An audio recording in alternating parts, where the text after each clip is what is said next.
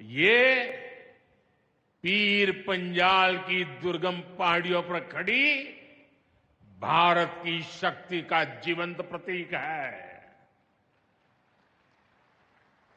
ये भारत के उज्जवल भविष्य की सिंह गर्जना है। ये दिखाता है विकसित भारत का सपना जितना बड़ा है उतना ही बुलंद हमारा हौसला है, हमारा सामर्थ्य है। और सबसे बड़ी बात, नेक इरादा है, अपार पुरुषार्थ है। साथियों, चिनाब ब्रिज हो या फिर अंजी ब्रिज, ये जम्मू की और कश्मीर की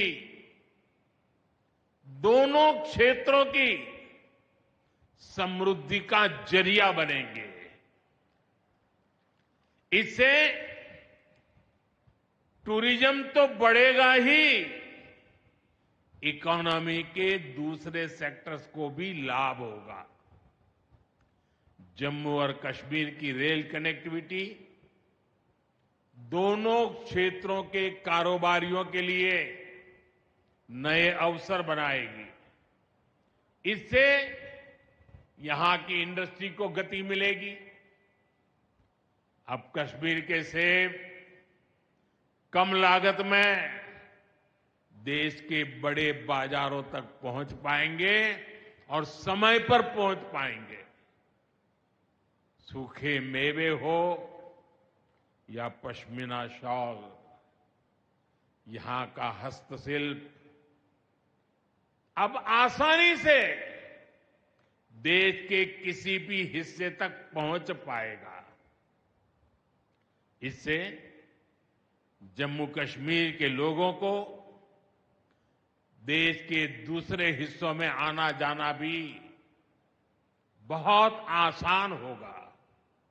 साथियों, मैं यहां संगलदान के एक स्टूडेंट का अखबार में कमेंट पढ़ रहा था। उस स्टूडेंट ने कहा कि उसके गांव के उन्हीं लोगों ने अब तक ट्रेन नहीं देखी थी जो गांव से बाहर गए। गांव के ज्यादातर लोगों ने ट्रेन का सिर्फ वीडियो ही देखा था। उन्हें अब तक यकीन ही नहीं हो रहा कि असली ट्रेन उनकी आंखों के सामने गुजरेगी। मैंने ये भी पढ़ा कि बहुत से लोग ट्रेनों के आने जाने का टाइम याद कर रहे हैं। एक और बिटिया ने बड़ी अच्छी बात कही। उस बिटिया ने कहा, अब मौसम तय नहीं करेगा कि रास्ते खुलेंगे या बंद रहेंगे। अब ये नई ट्रेन सेवा हर मौसम में लोगों की मदद करती रहेगी। साथियों, जम्मू कश्मीर मां भारती का मुकुट है। ये मुकुट एक से बढ़कर एक खूबसूरत रत्नों से जड़ा हुआ है।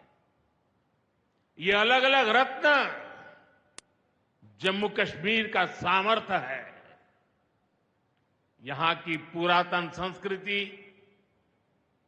यहां के संस्कार, यहां की आध्यात्मिक चेतना, प्रकृति का सौंदर्य, यहां की जड़ी बूटियों का संसार, फलों और फूलों का विस्तार, यहां के युवाओं में आप लोगों में जो टैलेंट है वो मुकुट मणि की तरह चमकता है।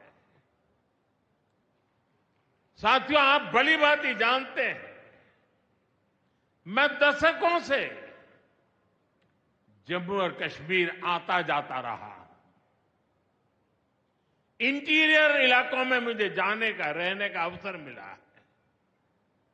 मैंने इस सामर्थ्य को लगातार देखा है, महसूस किया है, और इसलिए मैं पूरे समर्पण भाव के साथ जम्मू कश्मीर के विकास में जुटा हूं।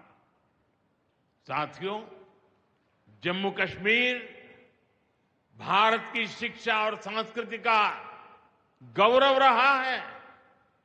आज भारत दुनिया के बड़े नॉलेज हब में से एक हमारा जम्मू कश्मीर बन रहा है, तो इसमें जम्मू कश्मीर की भागीदारी भी भविष्य में भी बढ़ने वाली है।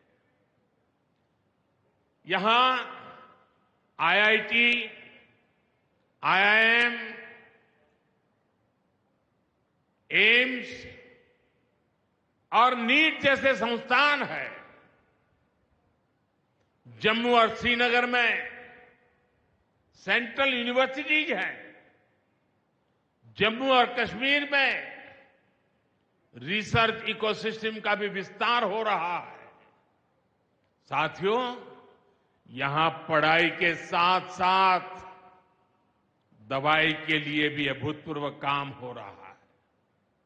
बीते कुछ सालों में ही 2 स्टेट लेवल के कैंसर संस्थान बने हैं। पिछले 5 वर्षों में यहां 7 नए मेडिकल कॉलेज शुरू किए गए हैं।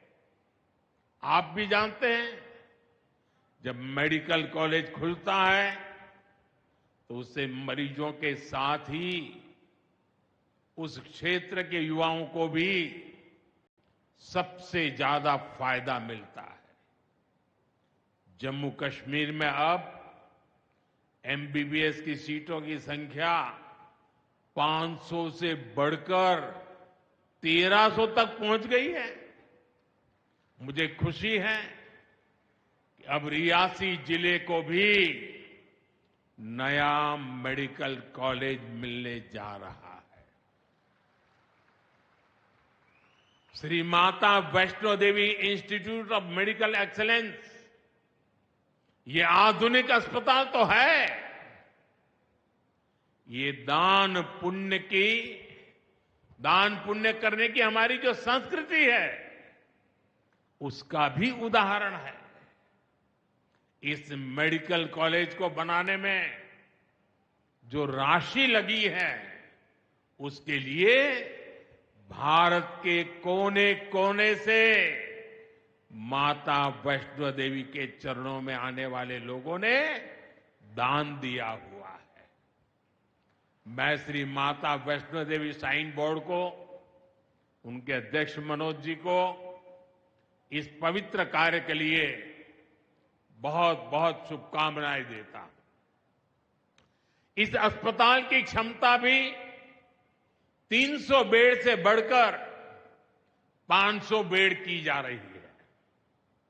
कटरा में माता वैष्णो देवी के दर्शन करने आने वाले लोगों को भी इससे बहुत सहूलियत रहने वाली है। साथियों, केंद्र में भाजपा एनडीए की सरकार को अब 11 साल हो रहे हैं। ये 11 साल गरीब कल्याण के नाम समर्पित रहे हैं। प्रधानमंत्री आवास योजना से 4 करोड़ गरीबों का पक्के घर का सपना पूरा हुआ है। उज्ज्वला योजना से 10 करोड़ रसोइयों, उसमें धुएं का अंत हुआ है।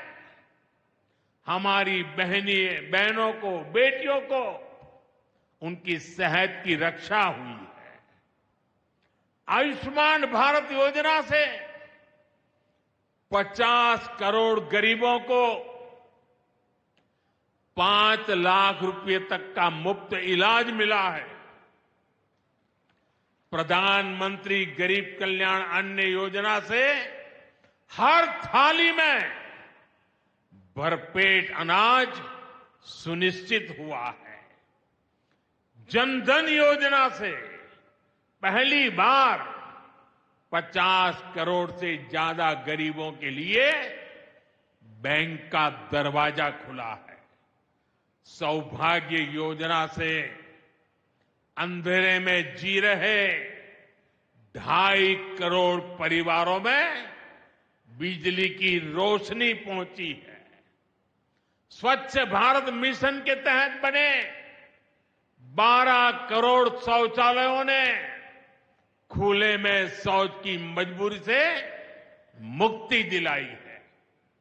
जल जीवन मिशन से 12 करोड़ नए घरों में नल से जल पहुंचने लगा है। महिलाओं का जीवन आसान हुआ है। पीएम किसान सम्मान निधि से 10 करोड़ छोटे किसानों को सीधी आर्थिक सहायता मिली है। साथियों, सरकार के ऐसे अनेक प्रयासों से पिछले 11 साल में 25 करोड़ से ज्यादा गरीबों ने गरीबी को, हमारे ही गरीब भाई बहनों ने गरीबी के खिलाफ जंग लड़ा और 25 करोड़ गरीब गरीबी को परास्त कर करके विजयी होकर के गरीबी से बाहर निकले हैं। अब वो नए मध्यम वर्ग का हिस्सा बने हैं। जो लोग अपने आप को समाज व्यवस्था के एक्सपर्ट मानते हैं, बड़े खेरखा मानते हैं, जो लोग अगड़े पिछड़े की राजनीति में डूबे रहते हैं, जो लोग दलितों के नाम पर राजनीतिक रोटियां सेकते रहे हैं, जरा जिन योजनाओं का मैंने सिर्फ उल्लेख किया है उसकी तरफ नजर कर लीजिए। कौन लोग हैं जिनको ये सुविधाएं मिली हैं?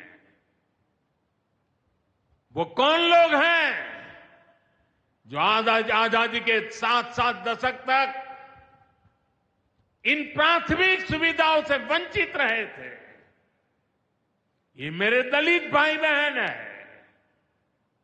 ये मेरे आदिवासी भाई बहन है, ये मेरे पिछड़े भाई बहन है, ये पहाड़ों पर गुजारा करने वाले, ये जंगलों में बसने वाले, झुग्गी झोपड़ी में जिंदगी पूरी करने वाले, ये वो परिवार है जिनके लिए मोदी ने अपने 11 साल खपा दिए हैं।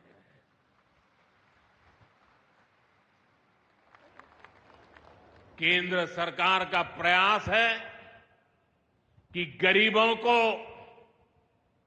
नए मध्यम वर्ग को ज्यादा से ज्यादा ताकत दे।